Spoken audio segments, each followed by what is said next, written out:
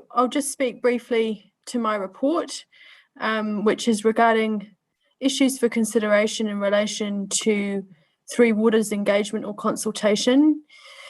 I think it's important to note that while the issue of Three Waters opting in or out is no doubt significant, legal advice from Simpson Grierson, which has been provided to councils, does say that, in their opinion, providing feedback to government is not a significant issue, and as a result, any engagement that's undertaken is optional. So it's really for you, council, to consider what level and what type of engagement you wish to undertake on this matter.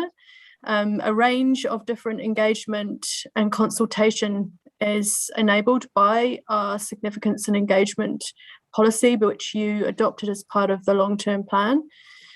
It is really important to note that given requirements under the Local Government Act and in our relation to our significance and engagement policy, that at this point, no decision on whether to opt in or out can be made without undertaking formal consultation, which would need to take the form of an amendment to the long-term plan, and that any engagement undertaken in the meantime could not be the basis of decision-making. Nevertheless, you could use it to provide feedback to government.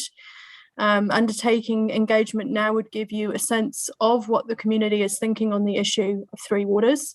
However, we would advise that in order for that engagement to be the most useful possible, you would really want to be presenting alternative options for which we do not have all of the full information at this point.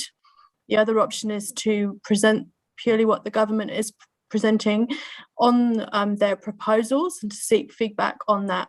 However, they've indicated at this point that they're not seeking that feedback and that they're likely to undertake engagement themselves at a national level.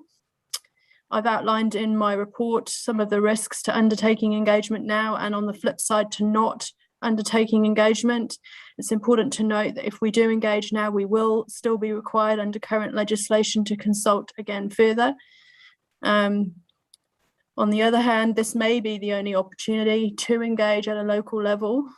We are not yet clear on what the government is going to be requiring. They may well change the legislative requirements, but this paper deals with the legislation as it stands at this point. So happy to answer any questions on this matter. Thank you, Rhiannon. That's a very comprehensive report. Right, I'm going to open up for questions. Councillors? No, that's obviously Councillor Soper.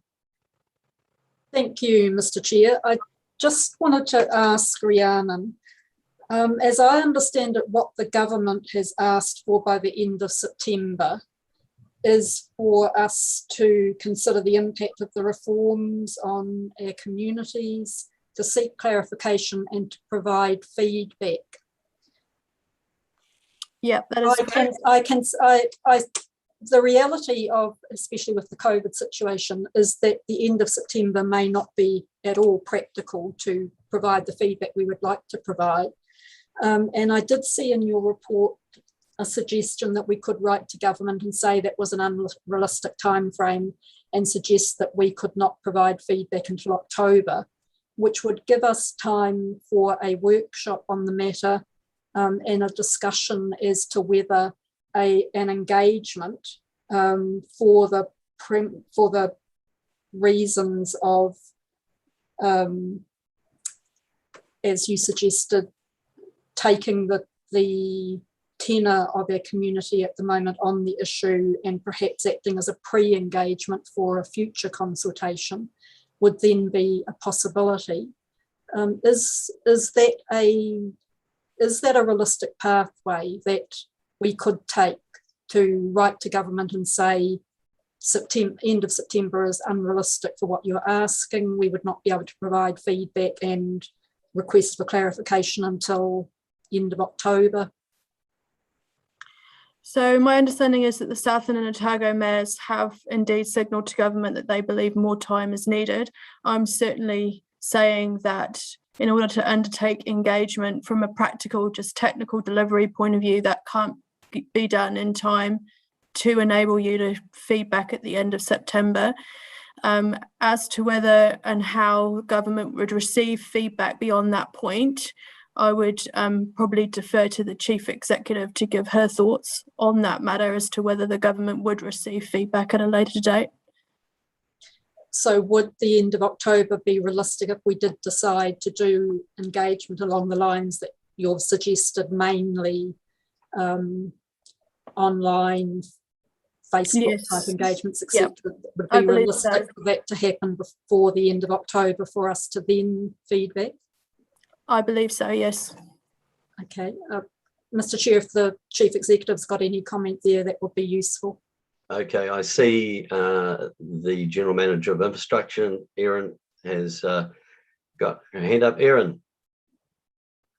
Look, I just wanted to clarify just around the feedback portion during the 8-week process at the moment, that at the previous Infrastructure Committee meeting, we did have a discussion around Three Waters reform and compile a list of comments and questions to go back to central government during the 8-week period. Now that obviously doesn't mean we can't go back with further questions and comments, but we have already initiated that process. Thank you. Councillor Clark. Councillor Clark. Yeah, thank you. Just a couple of comments in relation to what we just heard from staff. For Erin, have we got any response to the questions that we put to DIA at the last meeting? Sorry, Councillor Clark, I'm just bringing my video back up. Yeah. Look, well, I'm just trying to find out a time frame. We haven't had an answer back yet, and I'll follow up around the time frame of when we can expect those. Okay. And the other issue is just some comment against the advice that we're given by Rhiannon. It seems to me as though we have an unlevel playing field here. I forwarded to all elected members and key staff members a couple of days ago a document out of Whangarei District Council. And the key piece of information in that document was that when each council signed up its memorandum of understanding earlier in the year and received its funding from government, those MOUs lapsed on the 30th of June this year. And the documents from Whangarei show that there was a cabinet paper that came along shortly after that that basically said that there was an expectation that councils were in the reform, and if they wanted to be out, had to exercise the exit clause to get out.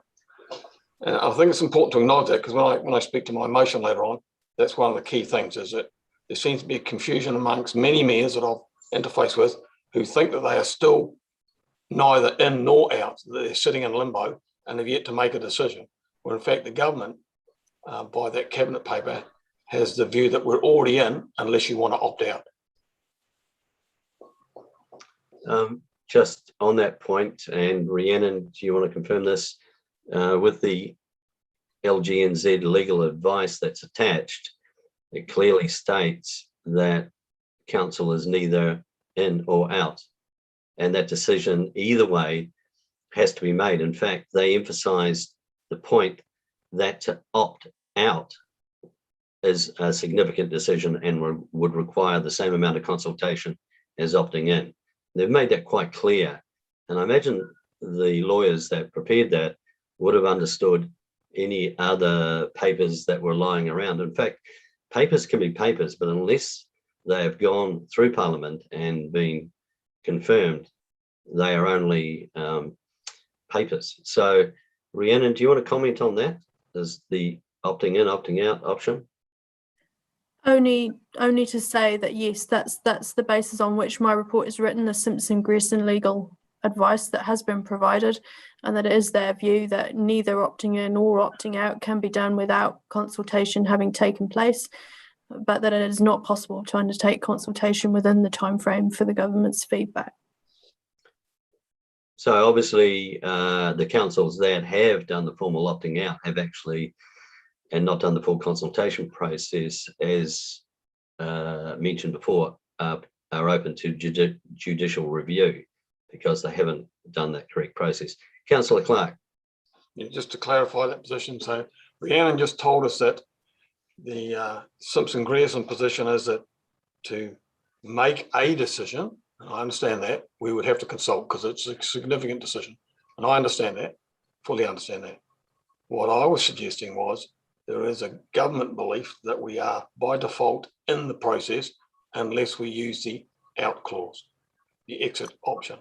And so that's clearly an area of dispute because, but it makes no difference. I'm not talking about going down the track of doing a consultation under the Act or under our policy, because that's quite a hefty sort of exercise. But most of the councils that I've engaged with are going through what they call engagement. So they're just looking to get some initial feedback from their community about where we're heading with this. And I think Rhiannon's paper talks to that's an option as opposed to consultation. That's correct. Thanks, Mr. Chair. Look, I just wanted to clarify the other part of Simpson-Grierson's opinion that I think is very significant is that they do make the point, and you've made it yourself in a different way, that legislation is currently in place, passed by Parliament, which binds this government and ourselves. Until that legislation is changed, that legislation rules and must be abided by. And Simpson-Grierson's opinion is quite clear on that, and you are open to judicial review if you try and act contrary to that. So Simpson-Grierson is quite clear. The government is bound by the parliamentary legislation currently in place, just as we are. And that parliamentary legislation clearly has the provision for consultation before major decisions. So I think let's not go down the rat hole of whether or not we can opt out or opt in, or whether the government has a cabinet paper that Councillor Clark says he's discovered. The legislation is in place, and we have a very specific legal opinion that says we and the government are bound by that legislation. And remember, the government, no government in itself is Parliament. Parliament is separate from government. Parliament has passed a piece of legislation currently in place that binds the current government. Only putting through another piece of legislation that would overturn that changes that legislation. Thank you, Councillor Soper. Councillor Clark. Yeah, my final word on that issue is the Simpson-Grierson opinion states councils are not required to engage in order to respond. And that's true. So the issue is, do we engage? And Rhiannon's saying that door's open as opposed to consult. And I'd have some issue with what Leslie just said, I guess, because the Local Government Act is quite rightly an act of Parliament that binds us. It doesn't bind the Crown. So the Crown don't have to consult on Three Waters, but we, somewhere along the line, will have to consult if we are required to make a decision. And that's not my debate. If you look at my notice of motion, it doesn't say anything about consultation. It talks about engagement, doing what some other councils are doing to say, hey, this is a big issue. We need to be on the front foot with our committees, and do some initial engagement. Don't need to make a decision. Let's just do some work so they have some surety that we're not sitting on our hands. One thing with engagement, that if you were a ratepayer, you basically want to know, how's it going to affect me? Now, one of the key things that we don't know and would seem foolish going out to the public without this information is, what's my bill going to be? Well, they haven't. The government have not clarified this part. In Scotland, they did not hand the billing over to the new entity. It is still being done by councils, and it's done according to capital value. It's a tax. So if you apply that to our current rating value, the way we do water is 80% a targeted rate, 20% general rate. So what that does, it sort of offloads the effect on lower capital properties. Now, do we know what the new entity is, how it's going to bill? No, we don't. So the ratepayer would not have a clue what his bill's going to be. Is it going to be more? Is it going to be less? So look, engagement with this one I see as reasonably futile, just because it is the government's proposition. If it was our long-term plan and we were putting forward our ideas, then I can see why we'd want to fine-tune our ideas so they meet the ratepayers' needs. This is a wee bit different. So I see engagement could be a waste of a lot of time and not achieve anything. That's just my view on that. Yes, Michael. Thank you, Councillor. Look, the questions you posed there around the engagement and the information we would need to engage, there are two items which are outstanding from my perspective, and I believe we would need a workshop with councillors to actually get a good understanding for the councillors on these two components. One is, of course, the cost to our ratepayers of Invercargill and what impact that may have on them. And you're quite right, we do not have the information available. That is an outstanding item. The other impact is the cost associated to an impact for ICC from that perspective as a council, and then again that flow-on effect to the ratepayers of Invercargill through that channel as well. So those two impacts, we have been doing some modelling and getting some information from the DIA, and we do have quite a bit of information now to hand that could take council through a workshop. But as I say, going out to engagement, that is an area that is difficult to actually take out because it is a grey area at the moment in relation to the information being provided. Thank you, Michael. Right, councillors, any other further questions or discussion on? No? Right, there is a recommendation. No. I've seen before. The recommendation that the committee receive the report for the Three Waters engagement or consultation matters for consideration, noting the following issues, A, B, C, D, and E. Can I please have someone move that? I'll move that to get it together, to get it on the table, Mr. Chair. I'm just wondering if it needs a number 3 to say that council undertakes to arrange a workshop in the near future to discuss this matter further. I think a workshop would be a useful way to progress things a little. No, I take that on board. But I'll move it the way it is to get it on the table. Okay. Right. To add a note that council does undertake a workshop, say within the next 2 weeks. Yes, I would see that as sensible. Yeah. And I'll move the original if someone will second, and then we can move an amendment to add that point to arrange a workshop. Can I have a seconder, please? Yeah, I'll do that.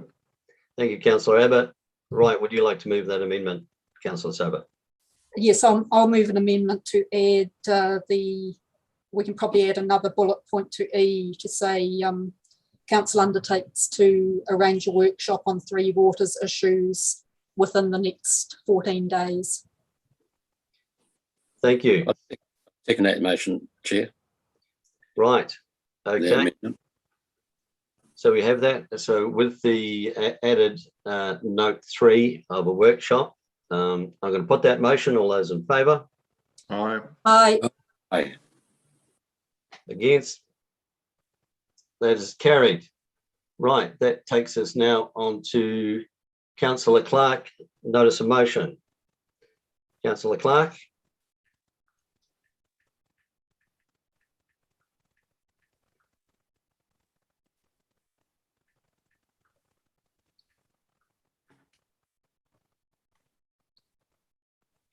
Hello, Councillor Clark. Councillor Clark might not realise he's muted. Thank you. The key issues that it seems that our committee and other committees and around the country have wanted some engagement with, not consultation. And it may well be that Councillor Soper's idea or suggestion of a workshop that runs ahead of this still fits with my notice of motion. There are 4 or 5 key issues that they want to know about, and it's not drilling down to the water reports out of Scotland or anything like that. What they want to know is there economy of scale that benefits the City Council, our City Council? Can the water entity recruit and retain enough water specialists to run the program? The DA advice to that is no.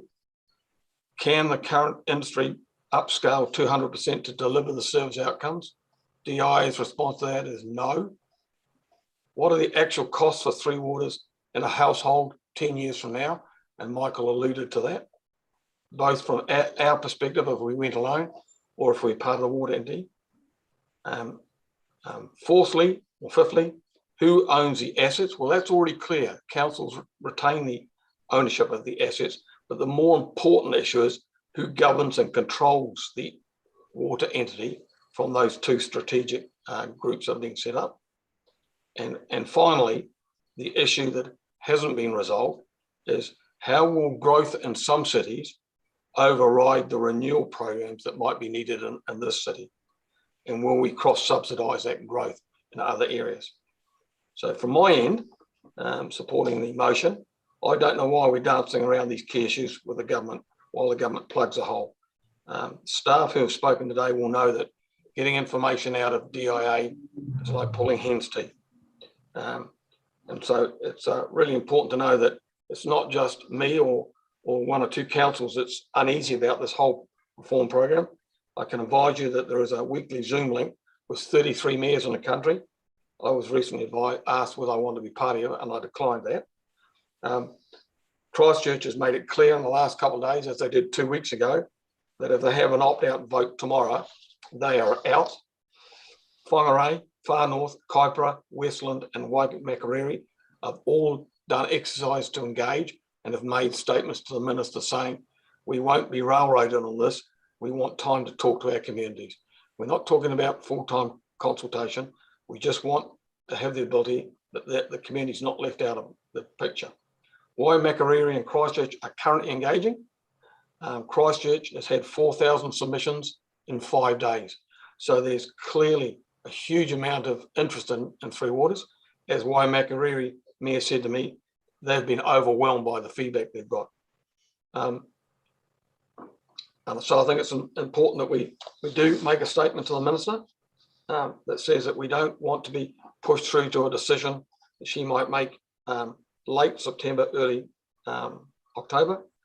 At the moment, we're reliant on or some councils and mayors from the groups that I go to seem to be reliant on the DIA and the government's commitment that post the end of September, Minister Mahuta will advise the pathway forward, and we will have an opportunity to consult with our communities.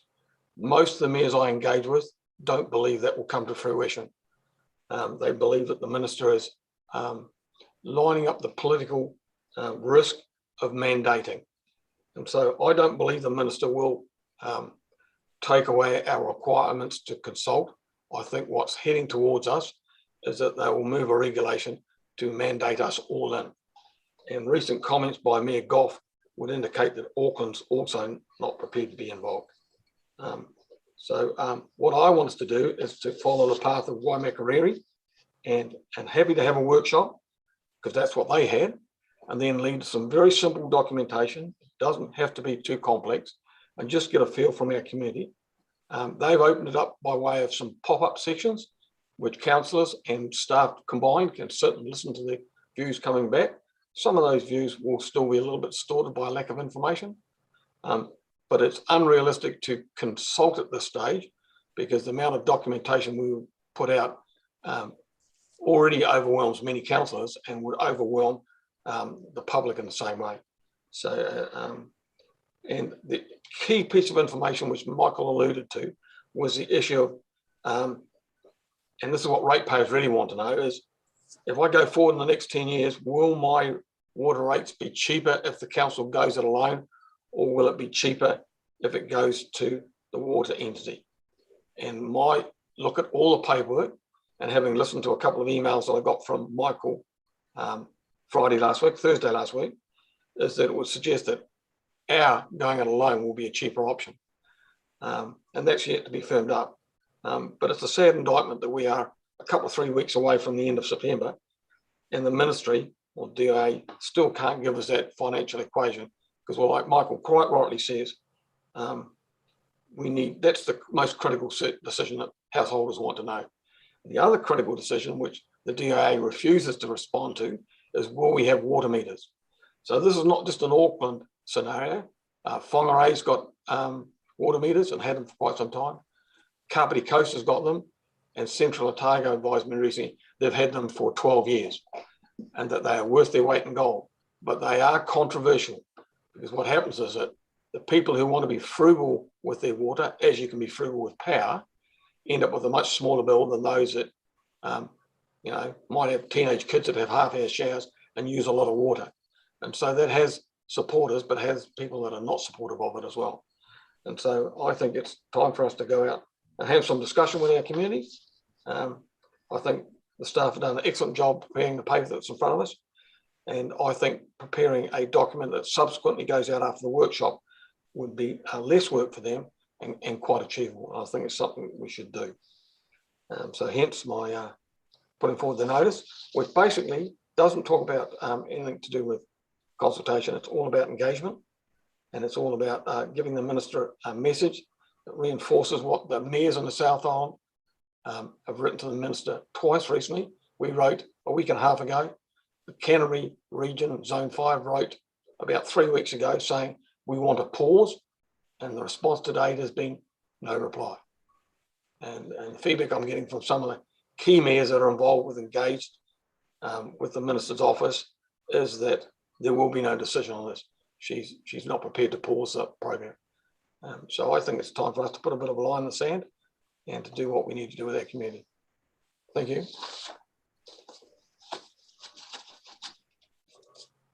Councillors. Yes, Your Worship.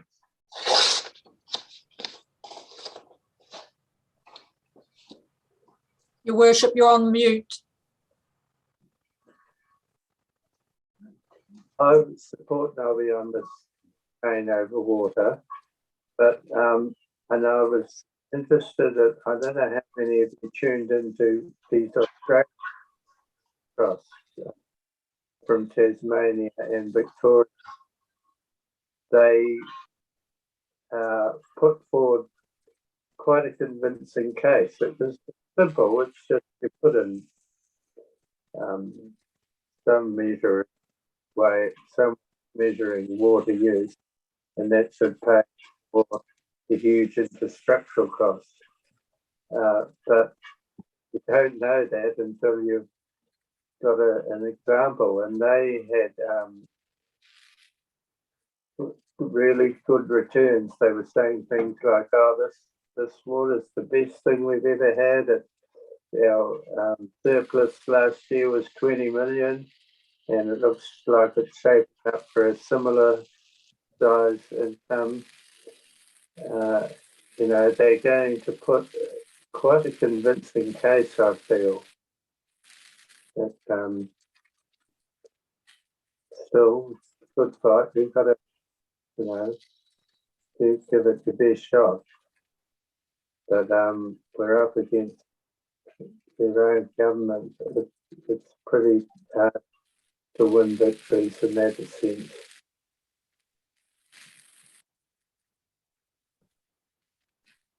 Just a point, Rangi, should the notice of motion be moved and seconded? Absolutely. And what did you say to that? Sorry, what?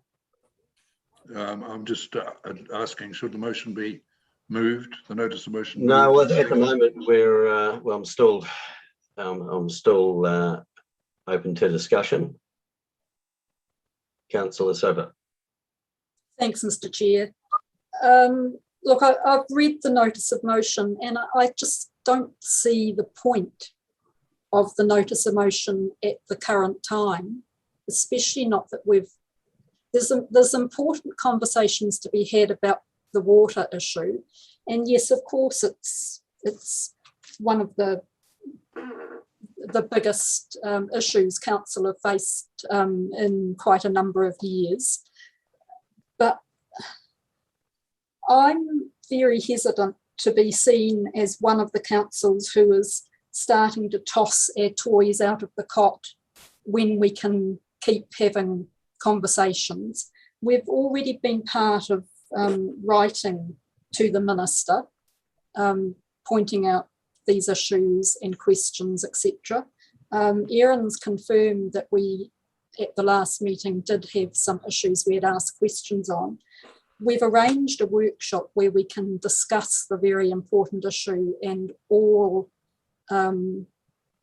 if you like, come up to speed in exactly the same place on where we have answers on various issues. I'm just struggling to see at the moment the point of the notice of motion adding anything to the issue that we haven't already catered for. We know that engaging with our community will be useful when we have more information to engage with. We know that there will probably be a need for a full consultation at some point under the current legislation. I just feel that the notice of motion is getting us into joining a sort of extreme, no, you can't touch water view that is just not realistic in today's environment. Thank you, Councillor Soper. Right, before I hand it over to Councillor, Councillor Arnold. I support the motion because the first thing I see that it does is that it sort of it says that it basically says what we're going to do rather than being told what we're going to do. It gives us, it says to government that this is the timeline that we're going to work to do these things that we're going to do. And as Councillor Soper said, this is the biggest decision that we've probably ever had to make, certainly in my 5 years, that affects an asset that's owned by our community, it's been built by our community, it's been maintained by our community. And I just see that it's something that we need to manage. And the councils that are obviously thinking the same way that we are, I mean, these are not minor councils. Last night we said, I heard Phil Goff the other day, and that's the Auckland Council, the biggest one in the country, obviously. And they're moving down the same path that we're heading toward, as towards what Councillor Clark's motion pretty much says. So these aren't, and this is Christchurch as well, these aren't minor councils. It's just common sense. It just means that it puts the process in our hands of what we're going to do in the time that we need to do it, as I see it. So I support the motion. I'm happy to second it if necessary. Or okay, that's all. Thank you. Thank you, Councillor Munson. Hello, Bex. Hang on. Oh, there we go. When I think about this, I'm kind of torn. And when Nobby's referred to the group of 33 councils that are having a discussion about this via Zoom, I think that's really good. I was a little bit surprised to hear that he declined to be part of it. I would have thought that being in that tent would have been a good plan. But the thing that holds me back from agreeing to take action as an individual council rather than as part of a collective, which is what we've already done in several instances that have been explained already with our fellow Otago and Southland councils. But the councils that have gone out by themselves and taken action or done things, sounds like there's about a half dozen of them. They don't actually make up the majority. The majority of councils are still having conversations, even if that's amongst themselves and positioning themselves or talking about what the options are. It seems to me that the majority of councils are waiting to see what happens at the end of the month, to see what it is that the minister puts forward as the pathway. And it seems to me that that is the long game and that is the smart game in this situation. I feel like this set of motions is really well, I think Nobby even said it himself, we've already said these things more or less via our collective statement with the other councils. And I'd rather see us be part of a collective which has more power, I think, than we do as an individual council with any actions that we take or movements that we make. So I'm not sure I would support this. The only thing, I guess, and this kind of harks back to the previous discussion around engagement and information and stuff like that, I have noticed that a lot of other councils on their websites have some information already about the Three Waters stuff. And I think that possibly it does feel a little bit like a void to the community when we don't have any information, even if it's just a list of links of where you can go to get information about what's going on. I certainly couldn't find any on our website. And I just wonder whether, as a first step, that might be something that we can do so that our community knows that it is something that we're talking about and being proactive about and playing a part in. Thank you, Rebecca. Any other further comments? Look, as Chair, and before I pass over to Councillor Clark for his summary, and before we move and second this, just like to say a few words regarding what we're doing here. So bear with me on this. So with regards to Three Waters, Council's been instructed by the DIA and LGNZ's legal advisors that we are currently in a 2-month fact-finding period until the end of September. This is to allow for questions and to provide feedback. Regardless of what other councils may have done, these instructions are quite clear. Councillor Clark's notice of motion requests that Council advise the Minister that ICC will not be making any decision in regards to participation in the proposed Three Water reform program until it can engage with its community of these matters of significance. Now, one may question the effective purpose of this 2-month Q&A period, but it is the government that is proposing the Three Waters reform. And at this stage, we have been asked to participate in discussions. This period of participation does not require Council to make decisions regarding opting in or out of the reform's master plan.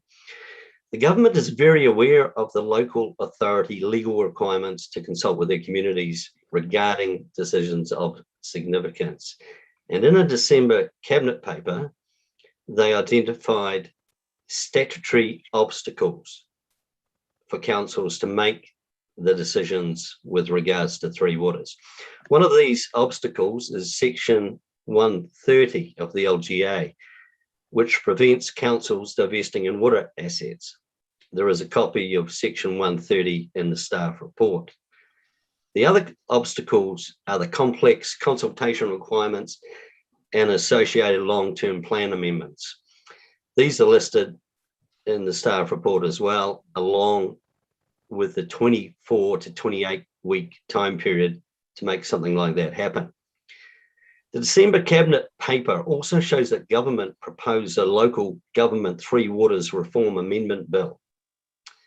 Now, if that bill is agreed, it would address those statutory obstacles listed in Section 130 and would also remove or amend the detailed legislative requirements around consultation and long-term planning. They state that this would lead to a fit-for-purpose consultation process that sets out how councils would engage with their communities and make decisions. Now, the key point from this is that the local government Three Waters reform bill has not yet been agreed. So I refer this committee to paragraphs 7 and 8 of the legal report, and Councillor Soper has touched on these. And that advice says, well, I'm going to simplify it in Chair's language, calm the farm. Parliament can change the law, but until those laws are changed, both central government and local government must adhere to that current law. This means that before this council can make a decision with regards to a change in its delivery of its Three Water service, it must consult with its community. There is nothing of substance in Councillor Clark's notice of motion to advise the minister. Yeah. And this council needs to stay focused on what is at hand and maintain productive dialogue with the DIA and the other councils. So that's the chairman's view on this. I'm now handing over to Councillor Clark. Yeah, thank you, Chair. And for those views, just to clarify some points that my colleagues have raised. Biggs, for you, I declined the offer to be part of the 33 Mayor Zoom because I didn't think that I had a mandate to be representing a view of this council at such a level. While I do have some overlapping roles with the Mayor, I do have some specific views on Three Waters, and I'm not a supporter, so I've been quite transparent about that. And so I thought it would be inappropriate for me on behalf of the city to be going there, given that I've got that, I guess, predetermined position. And that's not to say that I'm not listening to what's coming down the tubes. It's interesting, Claire will be able to help me with this date, but I think about 6 months ago, we went to a LGNZ conference in Wellington. And just about every mayor said there, we need to engage with our community. And the DIA gave us a commitment that they would put together a package for each council, individualistic to that council, that would allow us to go out and sort of, using their words, consult. I specifically asked Alan Pragnell when that would be given, and he said soon. And I said, what does that mean? He said, a couple of weeks. Well, we're now nearly 6 months down the track, and everybody's still asking for the information. I think the the fact that we've asked for questions at the last infrastructure meeting, which is 4 weeks ago, and we've had no response, just tells you exactly where the DIA and the government are going on this. Interesting that in a recent webinar, which is about 4 weeks ago, Mayor Goff had a similar question to one of my colleagues today, and was, what options did the DIA consider? And the DIA advised that they had considered 9 options before they got to the current one. And so he asked for a copy of that, a copy of those other 8 options, so that he could consider those. Councillor Clark, I must remind you that you are to reply to what's been debated on in your summary, not to introduce new information. Okay. Well, just as a final comment, I think what I've suggested has some support from the staff paper. It talks about engagement, not significance, not consultation. I think we should have the workshop and go forward within the timeframes of the notice of motion, which is the 30th of November, which gives us time to engage with our community. Some councils are asking for referendums, which I don't support. I think we should just engage and do an information share, as Waimakariri have done. So I'll just leave it at that. All right. Thank you, Councillor Clark. Would you like to move your notice of motion? I'll do exactly that. Thank you. And we have a seconder for Councillor Clark's notice of motion. Seconded, Councillor Arnold. Right. I'm going to put that motion. All those in favour, please say aye. Aye. Aye. Aye. Okay, what I'm going to do because of this, I'd like each of those councillors just to raise their hand so I can see it in front of the screen. 1, 2, that's 4, 5. Can I have someone confirm 5? Appears to be. Is that right? Okay. Yeah, I would say so. So I've lost one on. Can you help me with that? Myself, Alan, Peter, and the Mayor. And me. Oh, 6. The Mayor's hand wasn't raised. No, I asked councillors only. When he said raise your hand, councillors, I was waiting. Oh, sorry, elected members raise their hands, please. So Chair, can I suggest a division so that we can be clear about who's voting which way? Okay, what I'll do is I'll raise also against, those against. Yes. No. No. Okay. Right, and those abstaining? That would be me. I choose to abstain on this topic at this time. Right, we have one abstention. Okay, right. Claire, do you want to do the numbers? Can I just confirm that I've got what I think I've got? Councillors Arnold, Clark, the Mayor, Lewis, Scout, and was it Councillor Kett is in favour? Yes, he's confirming he was. So that's 6 votes in favour. Sorry, sorry, I lost connection. I fell off bridge. Councillor Abbott, can I ask how you vote in relation to this notice of motion? Against. So against is Councillor Abbott. So Councillors Abbott, Ludlow, Soper, Amundsen, Pottinger, and I must be missing one. 1, 2, 3, 4, 5. Councillor Crackett is an extension. Councillor Lush, how are you voting? Councillor Lush's volume has gone and he's logging out and coming back in. I'm sorry, Mr. Chair, I can't tell you until Councillor Lush comes back online. And given that you'd started taking the vote, I think you're required to give him that opportunity. He has come straight back in, so I will ask him again. May I just ask a quick question? I went offline for about 5 or 10 minutes, so I did not hear the last about 5-10 minutes of the debate. Can I still vote? Yes, you can vote. Thank you. Councillor Lush, can I ask whether you are voting for or against the notice of motion? I lost the whole volume for about 5 minutes. The computer fell. How did the vote go? We're waiting on your vote. Yeah, what were the other votes? It's not the way we would normally do that, Councillor. Because of the scenario, I will give you that. Are you there? Yes, I'm here. Okay, so those voting for the motion are Councillors Arnold, Clark, the Mayor, Councillors Lewis, Scout, and Kett. Yes, keep going. Sorry. Yep. Those voting against the motion are Councillors Ludlow, Soper, Amundsen, Abbott, Pottinger. Councillor Crackett is abstaining. Yeah, I'll vote against the motion. Sorry about that technical confusion. That's all right. So, Councillor Pottinger, as chair, you are in the position of a 6-all vote and you have the casting vote. Well, I've seen this done before where someone with the casting vote has voted against what they voted originally, but I'm not doing that, and I will vote against my casting vote. On that basis, the notice of motion is lost. Can I just say that Councillor Pottinger, in doing that, has abided by the usual convention of voting for the status quo? Yes.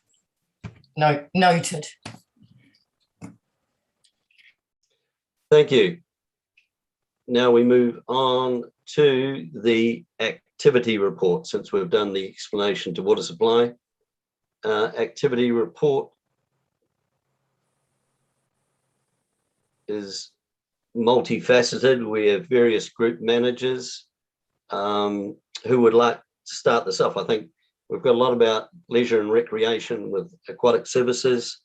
Steve, are you about? Yes, I am, Mr. Chair. Good afternoon, councillors. Look, I just take you to the key part of the report from the Leisure and Recreation Group, which is a summary of the hydro slide. And this was a question raised by Councillor Crackett at the last Infrastructure Services meeting, possibly a month ago. The question was raised around how's the hydro slide performed against the agreed business case. And I think we've been able to identify that despite the discounting, that the business case was fairly accurate, and actually we've exceeded what was in that business case, both in terms of repaying against the loans, but also covering its operating costs. The thing that's mitigated against possibly the starting position has been how we've introduced the new service and some of the challenges that we've had to face. And you'll note that we've got one of our slides closed at the moment for repair to one of the columns, which was noted last month. And we've also had, as with any new facility, we've opened it and we've tried to manage some quite high customer demand. So we've used session times and discounting to also support more people getting access to the service. But as a result, I think we can be fairly confident that the business case that sat behind this back in 2018 was good, and that the performance has exceeded that in the operations. Happy to answer any questions on the basis of that report or anything else around Parks and Recreation. Thank you, Steve. Questions, please.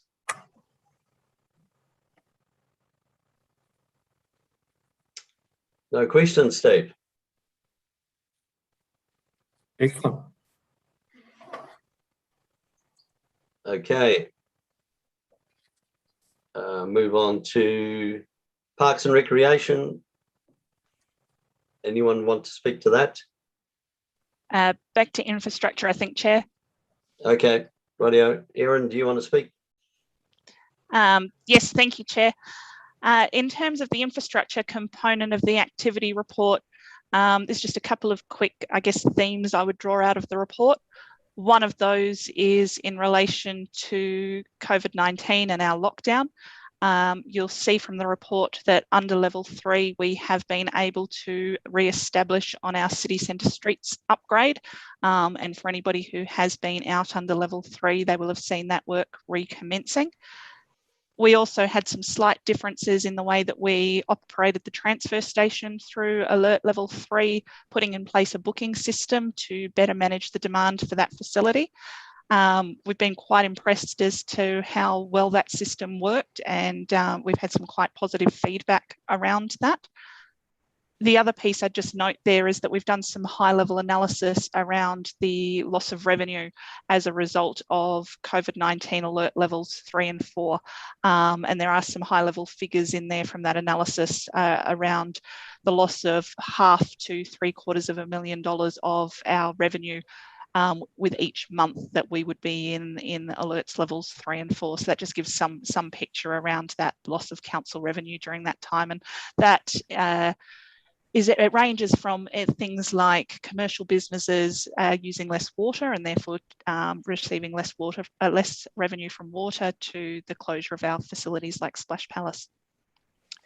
The other thing I'd just like to note is that there is an element there around, we did have an investigation with not getting our new discharge to air consent in place in the required time frame for our green waste facility. This is an application process that has been underway for some time, but we didn't submit it to Environment Southland in a reasonable amount of time for them to process it before the expiration, I'll try that again, of the new consent.